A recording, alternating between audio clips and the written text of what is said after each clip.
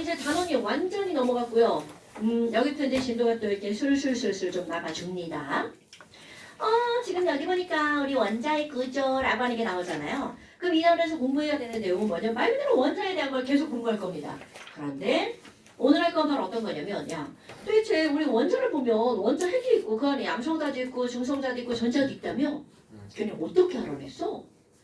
이런 것들을 배울 거랍니다. 그러니까 구성입자의 발견이라고 하는 제목을 갖고 있는 실험이에요. 이런 것들이 시험 문제 나옵니다, 여러분. 그럼 도대체 구성입자를 발견할 때 우리 옛날에 있잖아요. 1803년에 이런 것도 안 해오는 거예요. 돌턴이라는 아저씨가 돌턴의 원자설을 발표합니다. 야, 물질을 구성하는 입자가 있어. 근데 요게 그쪽에다 보면 절대로 다시 쪼갤 수 없는 가장 작은 입자가 있는데 그걸 원자라 해. 이게 바로 돌턴의 원자설입니다. 그럼 그때 이 연도를 봐봐. 오래전이구나. 딱 나오죠. 그럼 이때는요. 원자가 제일 작은 거지 그 안에 뭐가 있다는 걸 상상을 못했다는 거죠. 그러니까 원자는 이렇게 생겼습니다. 끝. 둥그레. 그런데 그 다음에 한참 뒤에 1897년에 톰슨이라는 사람이 실험을 합니다. 이런 그 안에 뭔가 있는 것 같은데? 그래서 어떤 실험을 하니? 자, 시험에 많이 나올 겁니다.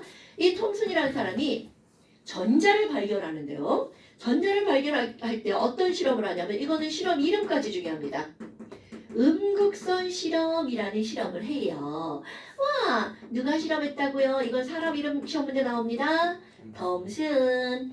어머, 그럼 이거는 뭘 발견한 거니? 전자를 알아냈어. 이렇게 나옵니다. 그럼 이 사람이 실험한 거는 실험 장치는 지금 보잖아요. 되게 어렵지 않습니다. 근데 그때 당시만 해도 이런 거는 뭐 이제 획기적인 거였죠. 길다란 유리관을 준비를 하고요. 여기에 아무것도 넣지 않습니다. 지금 공펌프를 이제 뽑아내죠. 그러면 아무것도 넣지 않았다는 건 이건 진공이라는 거겠죠.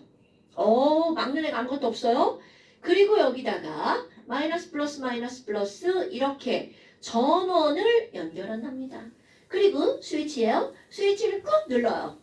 그럼 이 전원이 우리가 생각하는 그런 어떤 뭐 1.5V짜리 이런 개념이 아니에요. 우리가 지금 쓰고 있는 게 200V잖아요.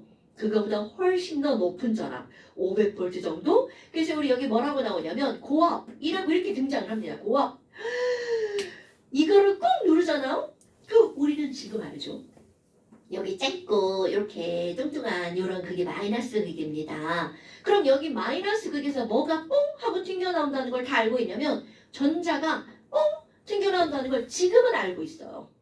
그럼 전압이 높다는 건 도선의 한 단면을 통해서 1초 동안 빠져나가는 전자의 개수가 많다는 거죠.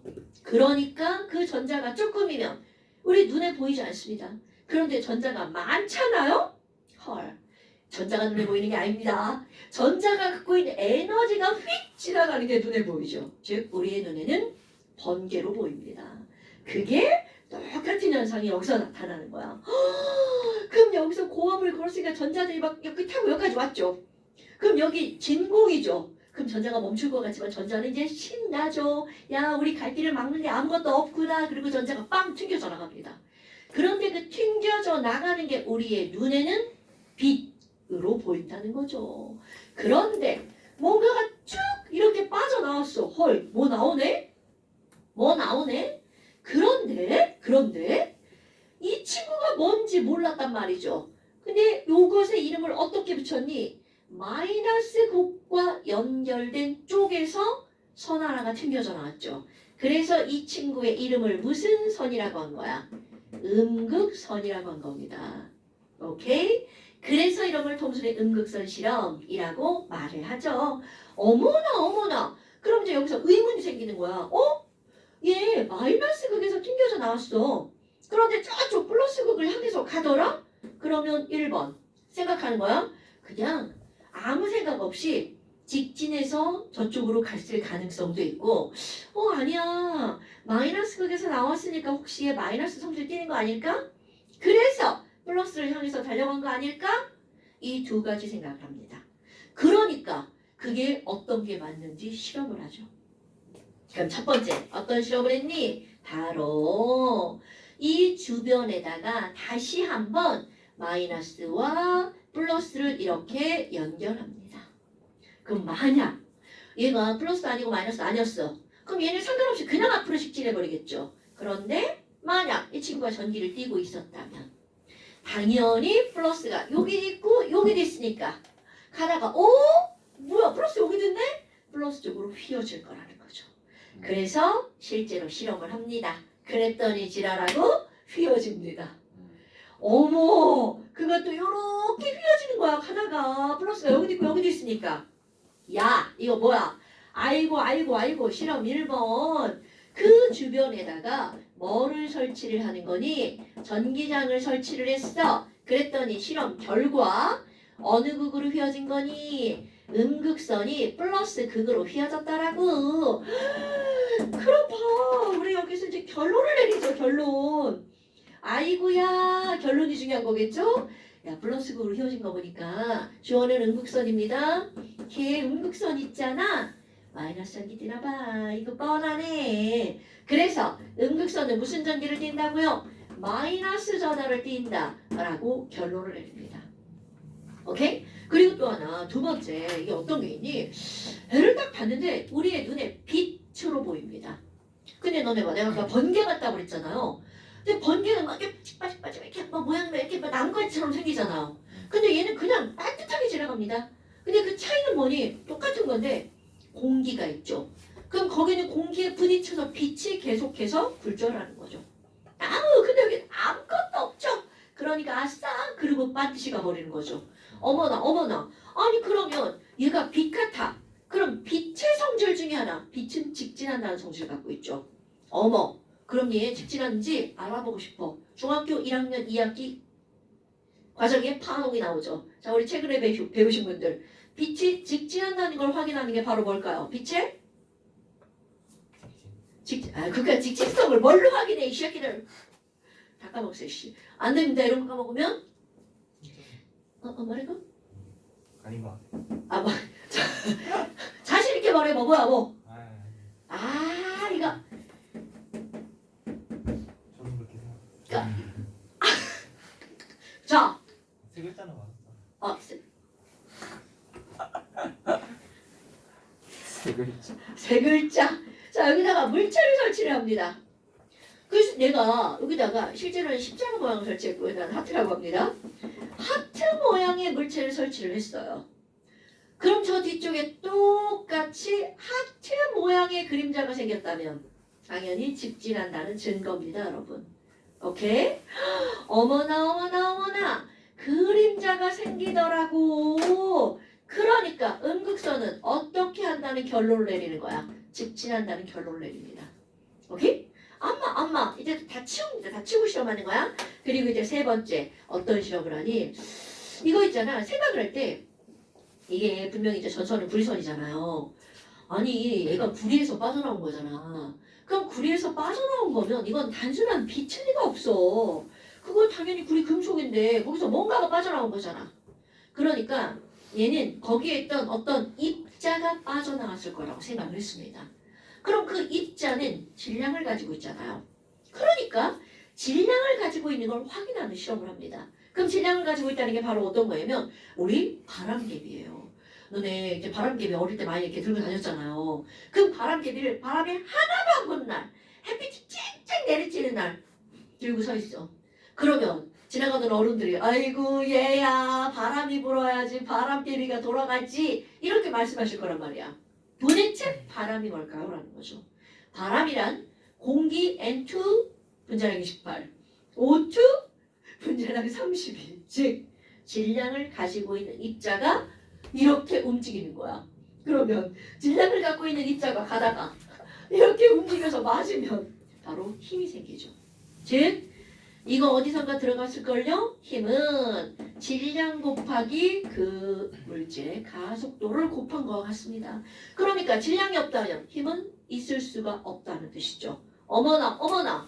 그럼 여기에다가 다 치우고 바람개비를 설치합니다. 그리고 얘가 음극선 맞아서 돌아가는지. 그랬더니 돌아갑니다. 헐. 겁나 신기하죠. 그러니까 야 여기 바람개비를 설치했어. 그랬더니 아이고 바람개비가 돌아가던 걸 그러면 그거를 가지고 내리는 결론. 자 주어 음극선입니다. 음극선은 뭐를 가지고 있다고요? 질량을 갖고 있는 입자다라고 하는 게 나온다는 거죠. 그럼 여기서 중요한 거 바로 뭐니? 이 세 가지를 갖고 어머 그럼 여기 어딘가에서 빠져나온 거잖아. 그러니까 굴이라고 하는 물질은 바로 뭐를 갖고 있다는 거니? 마이너스 전하를 띠면서 질량을 갖고 있는 입자를 갖고 있을 거야 라고 합니다. 그리고 실험을 이렇게 한 번 하고 끝나는 게 아니고요. 이 끝부분을 바꿉니다. 금으로 바꿔보기도 하고 철로 바꿔보기도 하고 구리로 바꿔보기도 다 바꿔보는 거야. 그런데 실험 결과는 다 똑같아. 그럼 이 얘기는 금속의 종류를 아무리 바꾸어도 금속 원자가 달라져도 거기에서 나오는 입자는 변하지 않는다는 거잖아요. 그러니까 원자 모형이 새롭게 나옵니다. 원자에는 마이너스 전기를 띠는 입자가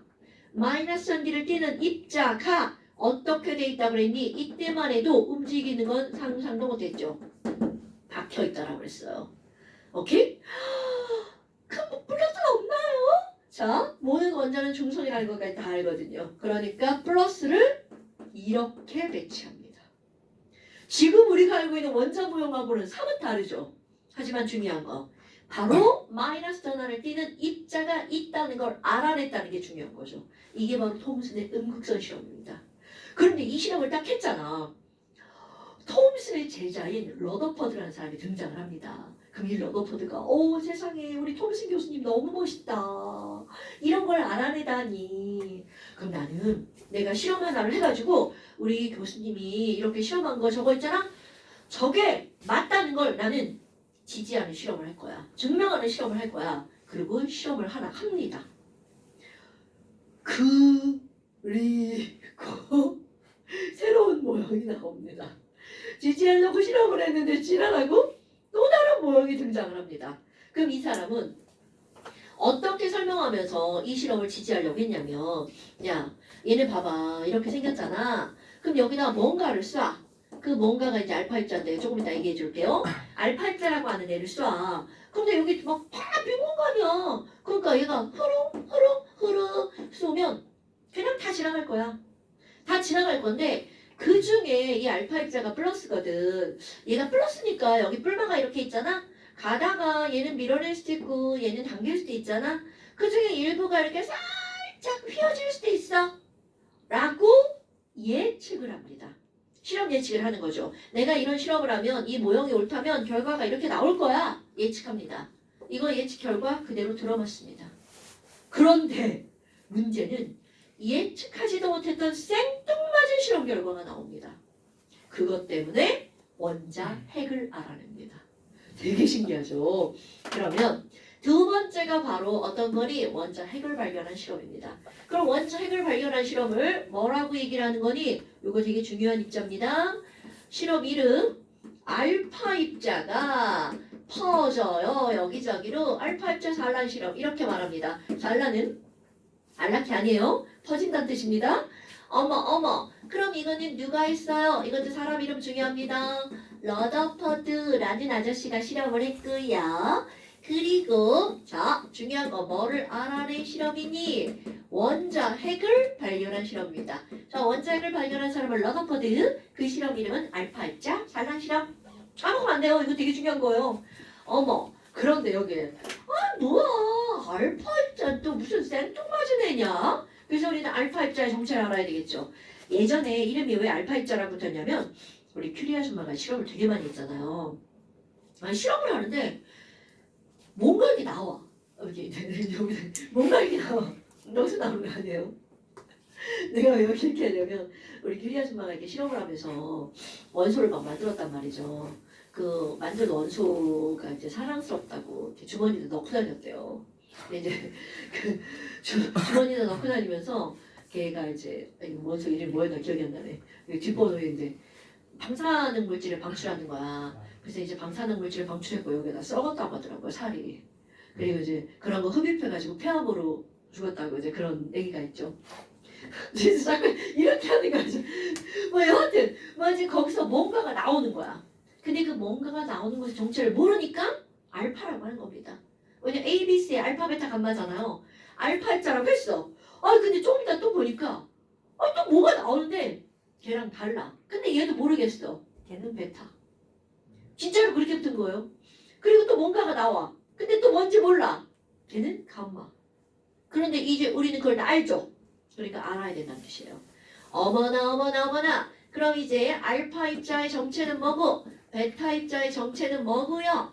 그리고 감마는 도대체 뭐냐. 이걸 알아야 되겠죠. 자, 알파 입자는요. 우리 한국말로 하잖아요. 헬륨 원자 핵입니다. 자, 이거 뭐라고요? 알파 입자는 뭐라고요, 여러분? 이거 꼭 기억해야 돼. 헬륨 원자 핵입니다. 헐. 그럼 헬륨 원자 핵이 한글로 헬륨 원자 핵 이렇게 느껴지면 안 돼요. 얘가 어떤 입자로 구성되어 있는지 알아야 되겠죠. 헬륨은 원자번호 2번이고 얘는 질량수가 4짜리란 말이죠. 아, 원자번호 2번이니까 이 친구는 양성자 2개와 질량수가 4죠. 중성자 몇 개가 있는 거야? 2개. 핵이니까 전자는 없습니다. 그럼 표현하는 방법은 헬륨에다가 2사죠. 원자 핵에 전자 2개 없으니까 이렇게 표현하는 거야. 자, 중요한 겁니다, 여러분. 자, 양성자 2개와 중성자 양성자 2개와 중성자 2개로 이루어진 입자를 알파 입자라고 하는 거야. 그러면 베타 입자는 뭐니? 설명 졸라 간다. 베타 입자는 딱 끝나요. 전자. 그때는 이게 뭔지 몰랐지만 나중에 보니까 얘는 전자더라. 근데 알파 입자와 베타 입자는요. 둘을 그냥 완전 비교 설명합니다. 알파 입자는 얘는 전자 마이너스 없죠. 플러스만 있죠. 그러니까 이거는 무슨 전기를 띠는 거야? 플러스 전기를 띠는 겁니다. 그런데 전자는 당연히 마이너스 전기를 띠죠. 그리고 거기에다가 이들의 질량을 보잖아요. 그래. 아이고 맨 첫날한 거네. 전자의 질량을 1이라고 하면요. 양성자 하나의 질량이 전자보다 1836배가 무거워요.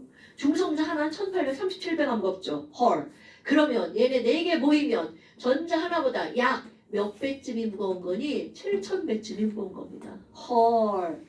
그럼 알파 입자를 기억할 때 너네들의 머릿속에는 플러스 전기를 띠는데 졸라 무겁구만.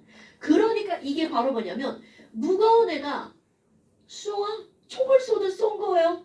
그럼 무거운 애가 지나가니까 여기 있는 애들은 알파 입자가 지나가는 길을 막을 수 없어. 그래서 대부분 지나간다고 예측을 한 겁니다. 오케이? 자, 알파 입자는 어떤 느낌을 알고 있어야 된다고요? 무겁고 플러스 전자를 띈다. 이걸 알고 있어야 됩니다. 됐어요? 전자는 졸라 가볍고 마이너스 전자를 띄는구나. 그럼 감마 입자 뭐예요? 자, 예전에 감마 입자라고 붙였었는데 지금은 감마 입자라고 부르지 않습니다. 그럼 얘는 뭐니? 감마선이라고 부르죠. 어서 들어본 거 같잖아요? 이게 방사성 물질에서 가장 나쁜 겁니다. 알파나 베타는요. 우리 몸에 그렇게 해를 주는 애가 아닙니다.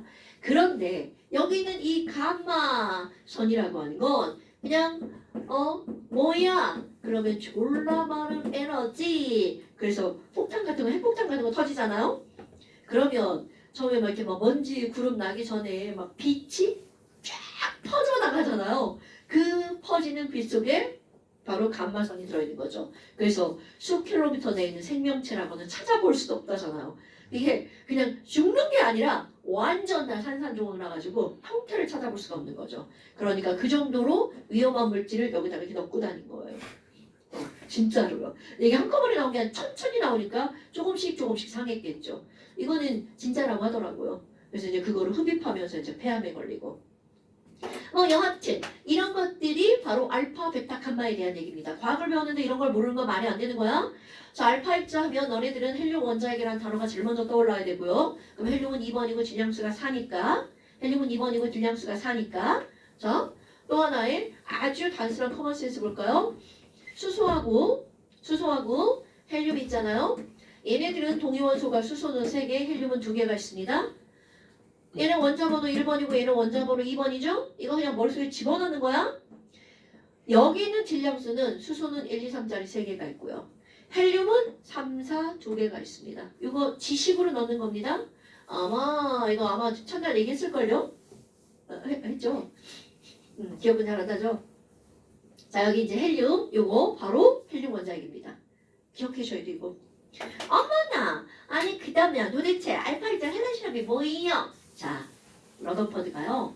뭐를 준비를 했냐면 원자를 준비를 해야 되잖아요. 근데 니네 봐봐. 원자 하나를 갖다 준비해서 실험한다는 거 말이 안 되죠. 그러니까 어떻게 했냐면 원자는 너무 조그만해가지고 다 덩어리야.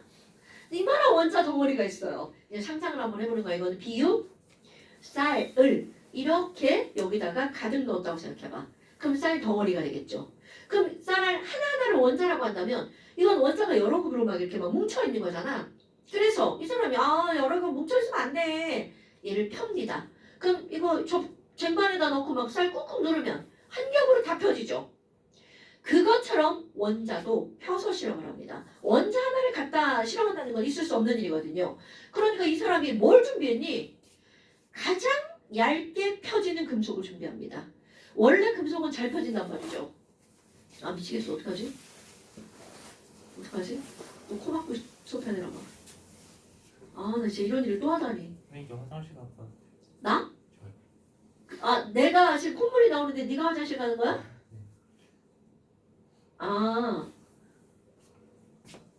너 지금 졸리구나? 아니야? 진짜 화장실이야? 자, 그래서 이 러더퍼드가 가장 잘 펴지는 원소, 금속을 가지고 실험을 합니다. 이건 커먼 센스. 그럼 가장 잘 펴지는 금속이 바로 어떤 거냐면 금입니다, 여러분. 금. 자, 금은요. 전성의 금속 중에 가장 큰 게 바로 금이고요. 너는 전기가 제일 잘 통하는 금속은 뭐예요? 뭐야, 쟤. 너 자철석은 이온결합 물질이라 전기 안 통하거든? 구리 아니야? 구리일 것 같지만 은입니다. 은이 전기가 가장 잘 통하는 거예요. 그런데 우리 은 전선은 못 쓰죠. 가격 때문에. 그러니까 그것에 이제 자선책으로 구리를 쓰는 거죠. 구리는 가격도 좀 저렴하고 전기도 많이 잘 통하고. 금은 오히려 전기는 좀 덜 통합니다. 그럼 여하튼 그러니까 전성이 가장 좋은 금을 준비를 하는 거야. 막 얇게 펴니다. 그래서 이거를 뭐라고 하는 거니? 이렇게 얇게 펴가지고요. 그림 누가 못 그리네. 아이씨 못 그린 것도 증명했네. 자 이렇게 얇게 펴가지고요. 이런 걸 뭐라고 하는 거니? 금을 얇게 편 걸 금박이라고 하는 거 알아요? 은을 얇게 펴면 은박. 그래서 은박지. 이거 얇을 박자입니다. 그러면 금은요. 원자 번호가 79번이고요. 얘는 197의 질량수를 갖습니다. 헐, 졸라 무거워. 금을 선택했기 때문에 이 사람이 시험에 성공한 거예요. 그래요? 그럼 여기다가 알파 입자를 쏘는데요. 알파 입자 눈에 보이지 않습니다. 그러다 보니까 눈에 보이지 않으니까 어디로 갔는지 모르기 때문에 알파 입자가 부딪히면 표시가 나는 막을 설치를 하죠. 중요하잖아요. 그럼 얘네들 이제 형광막을 설치를 하고요. 알파 입자를 쏩니다. 그럼 여기다가 한 2만 개쯤 쏘잖아요. 그럼 어떤 일이 벌어지니? 19,999개는 그냥 직진합니다. 그러니까 실험 결과 똑같이 나옵니다. 1번. 야, 알파 입자의 대부분은 직진하는 걸. 그러면 이걸 통해서 내리는 결론. 이 사람이 내린 거야. 원자. 이렇게 막 알파 입자가 직진하잖아요. 그럼 직진한다는 건 여기가 다 비어있다는 얘기잖아. 그러니까 내리는 결론. 바로 어떤 거니? 이거 보니까 원자 내부 있잖아. 원자 내부는 대부분 A급 비어있죠. 빈 공간이야 라고 결론을 내립니다. 말 되죠? 그 다음에 또 하나는요. 이 알파 입자가 우리 뭐라고 그랬냐면 무겁다고 그랬죠. 이 무거운 입자가 하다가 아이고 휘어집니다. 많이도 아니고 뭐라고 나왔니? 알파 입자의 일부가 휘어졌다고 나옵니다. 어머나 이거 왜 휘어졌지? 자 알파 입자는 플러스 원리를 띄죠. 그럼 플러스 원리를 띄는 애가 총으로 쐈어. 그러니까 졸라 빨리 가잖아. 근데 휘어졌어. 그럼 이거는 누가 밀었다는 거겠죠. 물론 당겼을 수도 있어요. 그런데 이 사람 해석할 때 누군가가 얘가 막 지나가는데 민 거야. 그럼 상상해봐. 너네가 졸라 빠르게 뛰는데 친구가 손가락을 한 통 밀었어. 그럼 어떻게 돼? 오! 이러면서 살짝 휘어지죠. 똑같습니다. 그러니까 여기도 일부가 휘어진 것에 대한 결론을 내립니다. 헐! 야! 누가 밀었어? 라고 쓰면 안 됩니다.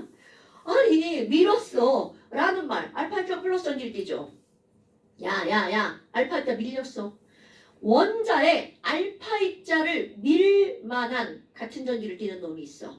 그러니까 원자 내부에 땡땡 바로 뭐니? 알파 입자와 똑같은 플러스 전하를 띄는 입자가 있어 라고 결론을 내립니다. 어때요? 그럴 법하죠? 여기까지는 예측한 겁니다. 그런데 전혀 생뚱맞은 결과. 자, 이제 이렇게 상상을 하는 거야. 여기다가 금박을 붙여놔요. 아, 금박 없으니까 신문지를 테이프로 다 붙이고요. 저 알파 입자예요. 그럼 저기 신문지에 알파 입자가 달려갑니다. 자, 상상되죠? 어떻게 될지? 야! 이렇게 뚫고 문 닫아. 문 닫아 죽는다. 자, 이렇게 뚫고 지나가는 게 당연한 거야. 그런데 어떤 일이 벌어졌니? 이 알파 입자가 신문지에 부딪힙니다. 이런 일이 벌어진 거야. 상상하겠어 못하겠어? 절대로 못합니다, 여러분. 그런데 그런 일이 일어납니다. 그것 때문에 새로운 뭔가가 하나 나오는 거죠. 그럼 여기는 이 알파 입자가 쭉 가다가 탕 하고 부딪혀서 튀겨나옵니다. 어머 이게 뭔 일이야 이것이. 그래서 세 번째 바로 뭐가 나오는 거니? 극히 일부만 아이고 어떻게 한 거야? 튕겨 나왔어요. 어머 너네 봐봐. 자 알파 입자가 질량수가 4짜리란 말이죠. 그런데 얘가 엄청나게 빠른 속도로 가다가 부딪혀서 튕겨나오려면 여기 알파 입자보다 훨씬 더 무거운 애가 있어야 된다는 거죠. 야, 씨 뭐야 졸라 무거운 애 있겠구나. 그리고 또 하나 왜 조금만 튕겨나왔니? 이 사이즈가 졸라 컸다면 튕겨나오는 애가 엄청 많았겠죠. 근데 일부만 튕겨나온 걸 보니까 얘는 조그만해. 그런데 무거워. 작고 무거운 놈이 있을 거야. 어때요? 충분히 그렇게 추론 가능하죠. 그러니까 극히 일부가 있다는 결론을 통해서 얘네들은요 작고라고 하는 말 앞에 이런 말 붙이세요 여러분. 부피는 작고. 그럼 튕겨져 나왔으니까 엄청나게 무거운 거죠. 그러니까 부피는 작지만 질량이 매우 큰 입자가 있을 거야 라고 결론을 내립니다. 그러면 하나, 둘, 세 개를 가지고 어떻게 하는 거니? 원자는 대부분 빈 공간인데 그것의 중심에 플러스를 띄고 플러스를 띄고 졸라 작고 무거운 애가 있어. 그리고 나머진 다 빈 공간이야. 이렇게 결론을 냅니다. 헐! 톰슨 아저씨가 얘기한 전자 어디 갔죠요? 자, 여러분 빈 공간을 만들어지려면 전자는 바깥쪽으로 이렇게 밀려놔야 되겠죠. 그런데 이것도 봐봐. 전자가 이렇게 그냥 박혀 있잖아요.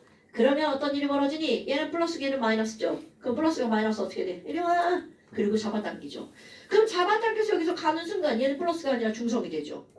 그러니까 얘가 끌려가지 않으려면 빙글빙글 전자는 원자핵 주변을 움직인다라고 하는 게 이때부터 나오는 거예요. 되게 신기하죠? 이런 얘기를 하는 게. 자, 돌아가 볼까요? 자꾸 튕겨나오네? 아니 그러면 러더파드 아저씨는 어떤 모형을 내놨니? 중심에 원자핵이 있고요. 그리고 바깥쪽에 전자가 빙글 도는 이런 모양이야. 자, 이제 이름을 얘기해 볼까? 마치 이거 태양이고 지구가 태양 주변을 도는 것 같아. 그래서 이런 모형을 우리는 무슨 모형이라고 하는 거니? 행성 모형이라고 합니다. 말 되죠? 그럼 저기 가볼까요? 이 모형을 뭐라고 하냐면요. 야, 나는 이거 맨날 그려놓고 초콜릿 쿠키 같다고 생각하는데요.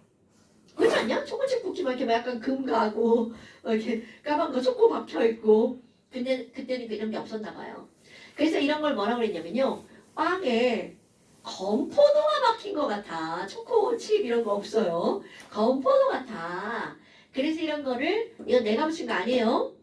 건포도가 박힌 푸딩 같아. 건포도 푸딩 모형이라고 합니다. 내가 붙인 거 아니란 거. 건포도 푸딩 모형이라고 합니다. 박혀있다가 포인트야. 그런데 그 다음부터 행성 움직인다죠. 전자는 움직입니다.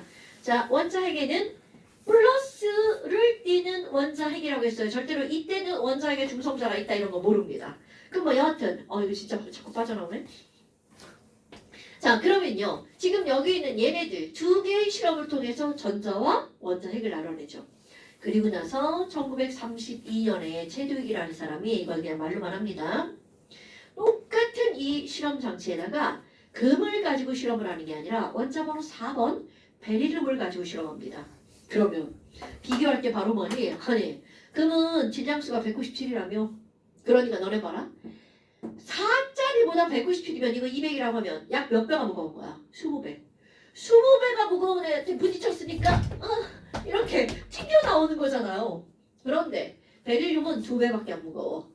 그럼 얘네가 막 끼어가가지고 2배 무거운 애한테 딱 부딪히잖아요? 부서집니다. 그래서 원자핵을 깨트려 버려요. 그랬더니 거기에서 전기를 안 띠는 입자가 튕겨나온 거야. 핵 안에 플러스만 있는 게 아니구나. 중성인 입자도 있구나. 그래서 중성자가 발견됩니다. 그게 1932년이야. 근데 1932년에 원자를 구성한 입자가 다 발견되죠. 그러니까 그때부터 화학이 막 급속도로 발달하는 거야. 왜냐면 입자를 알면 그들의 성질을 예측할 수 있잖아요. 그러니까 이런 원자의 발견, 입자의 발견이 되게 중요한 실험을 진행하는 거죠. 그리고 이제 그 다음에 어떤 아저씨가 등장을 하냐면 우리가 알고 있는 보호 아저씨가 등장을 합니다. 아, 그럼 우리 이 보호 아저씨는요 어떤 모양을 얘기하나요? 전자에는 껍질 있지, 껍질 있지, 껍질 있지. 전자 껍질 모양을 얘기합니다. 그거 봐, 계속 발전하는 게 느껴지죠. 이거는 껍질 따위가 없고요, 그냥 전자가 움직여. 그런데 그 다음은 껍질이 하나가 아니야. 여러 개가 있으면서 얘네들은 그 껍질 안에서 전자가 움직여, 돌아다녀. 그 안에서만 움직여 라는 얘기를 한 거죠. 그러면 다음 시간에는 요거가 나온 배경에 대해서 이런 실험에 대해서 이제 설명을 합니다. 그러면 오늘 집에 가는 건 절대로 아니겠죠? 자, 이제 내가 다음 시간 얘기하니까 너네 집에 가는 거라고 착각할까 봐. 그거 아니라고 얘기해 준 거예요. 자, 그래서 이제 41점. 이거는요, 우리 중학교 1학년 과정을 거쳤으면 다 알아야 되는 내용인데 우리 불량품들 알잖아요. 시험만 보고 학년만 지나면 학교만 나오면 학교에서 배운 내용을 다 까먹는 센스들. 응? 절대로 그러시면 안 되는데 꼭 그러더라고요. 자, 그럼 이제 여기 나오는 건 바로 뭐냐면 절대로 물리적으로 어렵게 설명하지 않습니다. 화학에 필요한 것들만 알고 넘어가는 거야. 헐, 제목에 뭐라고 써있어요? 파동. 파동. 아이 쉣, 파동. 어서 졸라 많이 들어봤는데 살잖아요. 그럼 이런 파동이라고 하는 게 뭐니? 파동이 혹시 영어로 뭔지 알아요, 여러분? 웨이브. 굿. 웨이브입니다. 맞습니다. 그러니까 결국 파동이라는 거는 파도잖아. 파도. 그러면 이런 파동이라고 하는 거를 내가 이제 파도라고 쓰죠. 웨이브 이렇게 씁니다. 그럼 이런 웨이브에서 너네 알아야 되는 거 웨이브 이렇게 들어가잖아요. 그럼 이런 웨이브의 가장 높은 곳을 우리는 파라셨다는.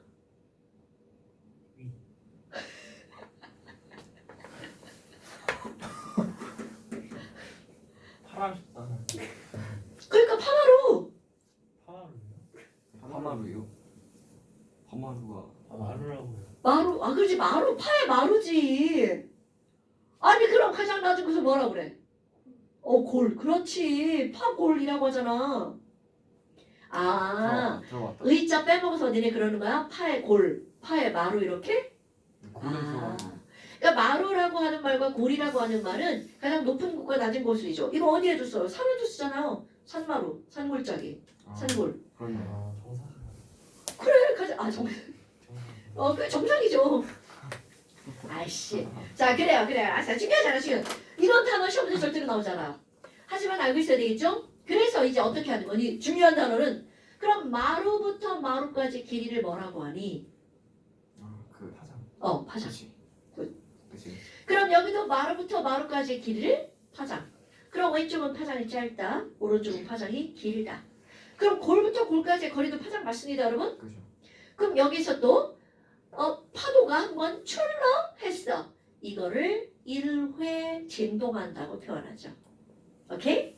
어머나. 그럼 한 번, 두 번, 세 번 이렇게 진동하는 횟수. 1초 동안 몇 번 진동하는가? 그런 걸 우리는 뭐라고 하는 거야? 진동수. 오케이? 어머, 다 아는 단어네. 이렇게 다 아니까 이제 이렇게 얘기를 합니다. 그런데 이제 우리에게 중요한 건 바로 뭐니? 야, 그러면 지금 파장이라고 하는 게 나왔잖아. 파장의 기호는 뭐라고 쓰니? 또 이제 또 새로운 기호 하나가 나옵니다. 파장을요, 요렇게 씁니다. 자, 이상을 썼나요? 8, 8 같아. 그지. 맞아. 맞아. 8, 8. 들립자. 똑같죠? 좋아요. 이렇게 쓰는 거예요.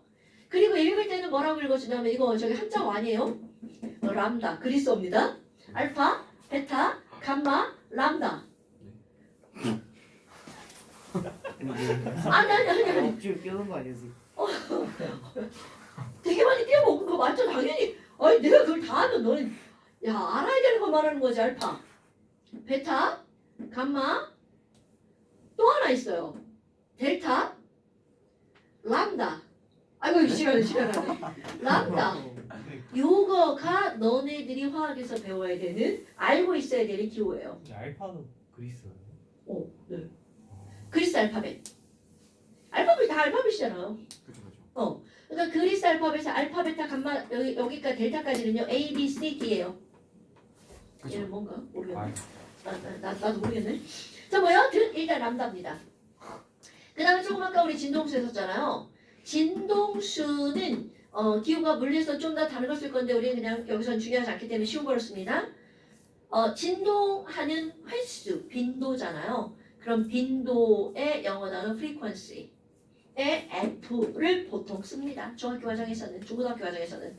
물리에서는 new라고 하는 기호를 쓰죠. 그래서 안 쓸 거예요.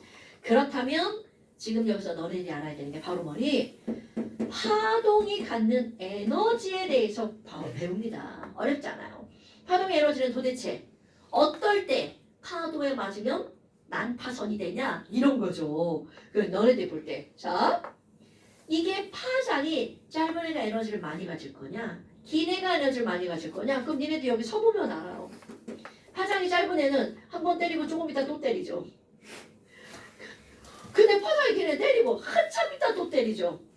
그러니까 파장이 짧을수록 나 자꾸 때리니까 나 많이 아프잖아요. 즉 파장이 짧을수록 에너지가 큰 겁니다. 이런 건 반드시 아셔야 돼요. 어머. 그러면 파동의 에너지는 파장과 반비례입니다. 그 다음에 이번에는요. 여기다 뭐 쓸 거예요? 이거 1초에 진동하는 횟수. 1초에 60번 맞는 게 더 아프냐? 1초에 한 번 맞는 게 더 아프냐? 60번이죠. 그러니까 결국 무슨 얘기야? 에너지와 진동수는 비례한다는 뜻입니다. 그럼 우리 말로 에너지는 말이야. 파장에는 반비례하고 진동수에 비례해. 즉 파장만 반비례해. 나머지는 다 비례야. 이렇게 기억하는 겁니다. 파장과 에너지는 반비례. 요게 제일 많이 나오는 거야. 그런데 여기다 진짜 공식 넣습니다. 람다 분의 HC는 HF라는 공식이 나옵니다. 그럼 얘네들은 왜 안 중요한 것처럼 취급하니? 안 중요합니다. 상수입니다. 상수. 그럼 H는 무슨 상수니? 배웠으니까 다음 시간에 나오는 거야. 시험은요. H는 플랑크 상수라고 하는 상수예요. 이렇게 플랭크. 이거다. 미안해. 아이씨. 내가 아침에 이거 나이 들어서도 해야 된다고 그래가지고. 플랭크도 이거 복근.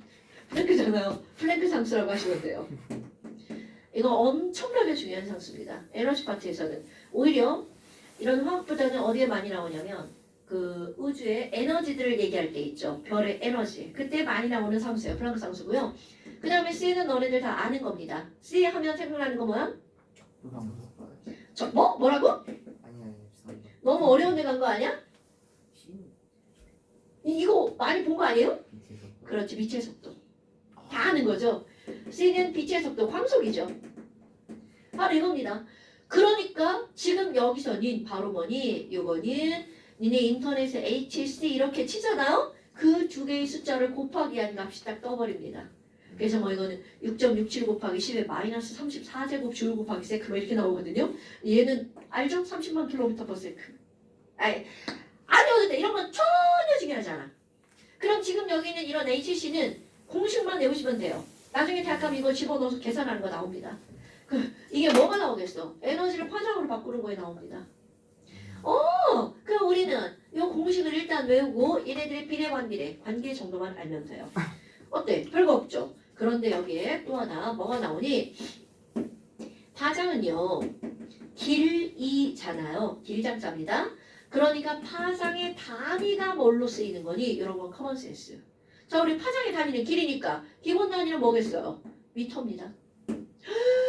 파도는 야 파장이 얼마나 돼? 그러면 어떤 파장은 1m 또 단짠한 바다에 가봐 요만큼 올라왔다가 한참 있다가 또 요만큼 올라오죠. 그러면 걔네들은 한 5m. 그러니까 그런 파도에 맞으면 아이고 간지러워 뭐 이렇게 되겠죠. 그런데 이제 우리가 다룰 이 파장의 개념은 바로 뭘 다룰 거냐면 빛에 대해서 다룰 겁니다. 햇빛 이런 거 있잖아요. 어머 햇빛은 파장이 졸라 짧아요. 그러니까 얘가 짧으니까 우리 눈에 보이지 않아요. 어머나 하니 그러면 이런 파장의 단위는 이거보다 짧은 단위로 들어갑니다. 자 이제 커먼센스 나옵니다. 요거보다 1000분의 1 짧은 거 바로 밀리미터 다 알죠? 1mm는 미터로 바꾸면 이것의 1000분의 1 그러니까 10의 마이너스 3제곱미터. 이거 알죠? 그 다음에 이것도 안에 나갈걸요? 1 마이크로미터 들어는 봤죠? 마이크로 샤프도 있잖아요. 그럼 마이크로미터는 요것의 또 1000분의 1 그러니까 결국 너는 자 눈금 있잖아요. 여기 졸라 작은 거 한 칸 1mm죠. 그거를 1000등분 합니다. 그래서 그 중에 한 칸 그거를 우리는 1 마이크로미터라고 부르죠. 이거 이름 마이크로. 야 그럼 미터로 따지면 10의 마이너스 6제곱미터죠. 그런데 빛의 파장은 또 자릅니다. 그것을 또 1000등분 합니다. 그럼 이것도 너네 아는 단어예요 여러분. 다 들어본 단어들이에요. 그럼 그걸 뭐라고 하는 거니? 1 나노미터. 다 아는 단위죠.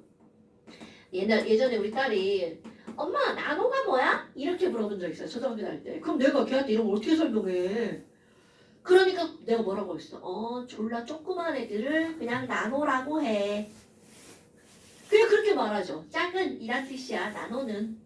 제가 아마 지금도 그렇게 하고 있을지도 몰라. 자 그러면요. 이 나노미터라고 하는 건 매우 작은 거죠. 근데 우리 화학을 배운 사람들은 나노미터가 어느 정도의 길이 단위인지를 알고 넘어가야 됩니다. 10의 마이너스 9제곱미터. 오케이? 이거보다 더 작은 단위도 있죠. 피코미터. 그리고 중간 단위 옹스트롱 이런 것도 있어요. 다 필요 없고요. 우리는 이것만 기억하시면 됩니다. 어머나. 아니 그러면 이런 것들을 쓴다고 어디에서? 빛에서. 자 어디에서? 빛에서. 여기까지 한 거 할 겁니다. 자 우리 햇빛을 한번 봅시다. 햇빛. 어머. 여러분 햇빛은 몇 가지 종류의 에너지가 있어요? 자 햇빛을 세 가지로 나누죠? 머선? 자외선. 햇빛에 자외선만 있어? 큰일 나. 우리 다 죽어. 감마선. 햇빛에 감마선 있어. 우리 지금 다 안 걸리고 막. 왜 그래? 야 햇빛하면 가시광선 떠올라야 되는 거 아니야? 야. 자 이제 햇빛하면 앞자만 따서 세 가지 딱 얘기합니다. 자가적. 감 없어. 딱 세 가지밖에 없어. 햇빛에는. 감 없어. 자가적. 이렇게 딱 세 가지예요, 여러분. 이런 거 커먼센스지. 자가적. 순서대로예요. 자가적. 왜 순서대로니? 파장이 짧은 거, 중간 거, 긴 거. 자가적. 오케이? 어머. 그럼 자는 무슨 선이야? 자외선. 가는요? 가시, 광선. 그럼 적은요? 그럼요. 그럼 얘네들이 간단히 하는 일들을 다 알아야 되겠죠. 우리가 서로를 볼 수 있는 건 무슨 선이 있기 때문이에요? 가시광. 당연하죠. 그래서 얘는 비저블 레이 그래서 VR이라고 합니다. 버추얼 리얼리티 아니야. 비저블 레이예요. 비저블 볼 수 있는 레이 선. 어머나. 그럼 얘는 C 할 수 있는 거 이런 것들이 바로 가시광선이죠.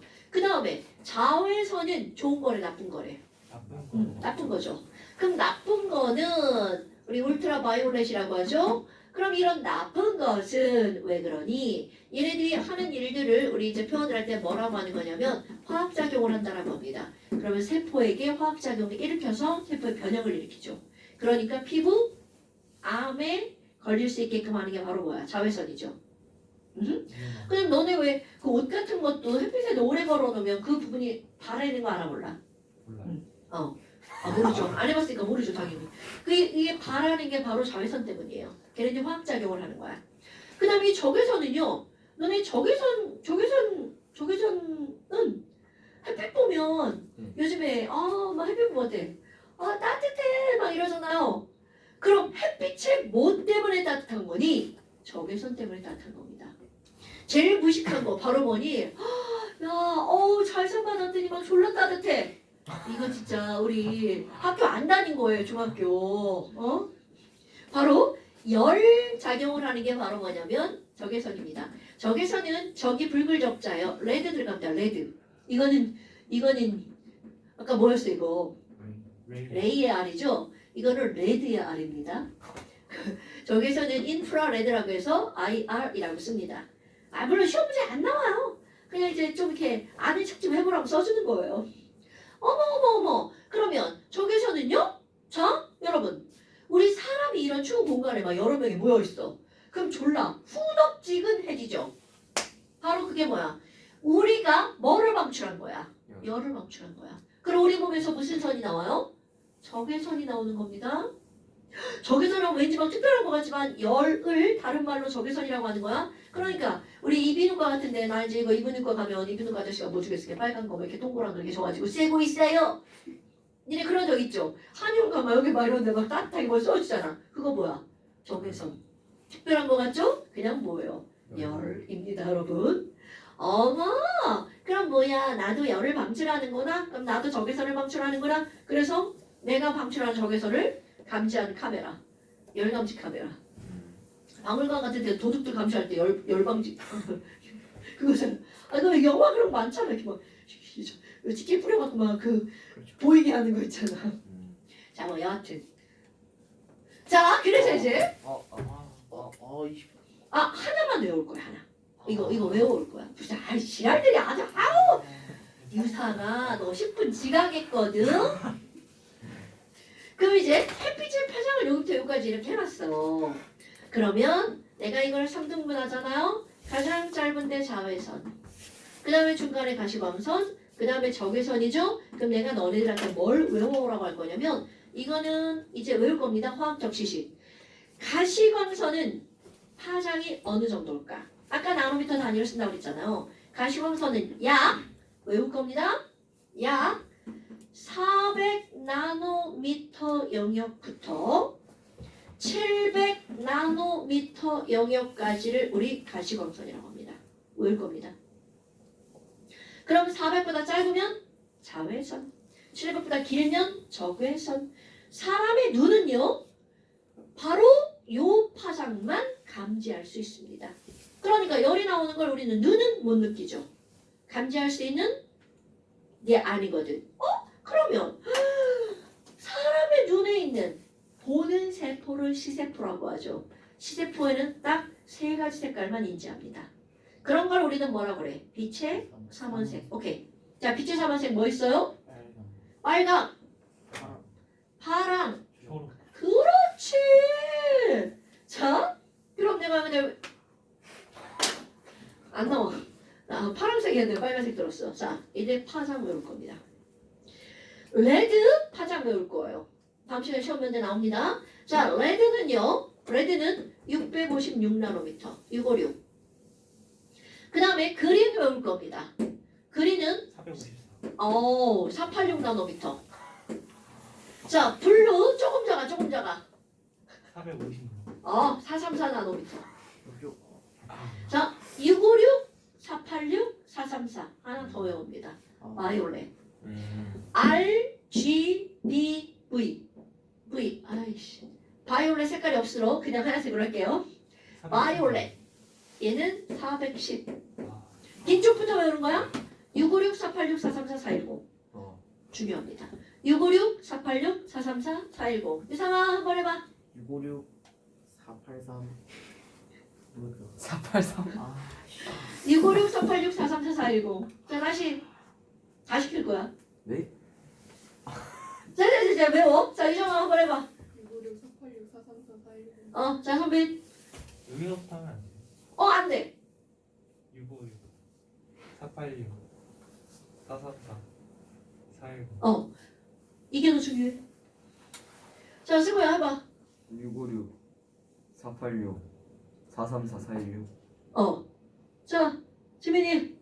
656, 486, 434, 410. 뭐야? 자, 유상이. 656 486 434 410 오케이. 외워오세요. 자, 오늘 여기까지 하고요. 잠시 한번 볼까요? 잠시. 선빈아, 졸지 말고 잠시 써서 보내야 돼. 이게 진짜 써보는 게 별거 아닌 것 같은데 중요한 거. 쓰려고 한번 보거든요. 찾아보거든요. 자, 그래서 니네 어디까지냐면요. 15페이지. 15페이지. 9번까지.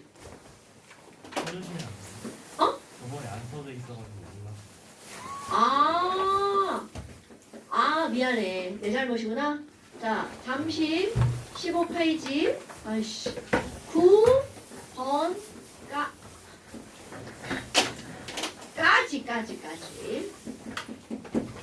됐어요? 오케이. 고생하셨습니다. 없어요.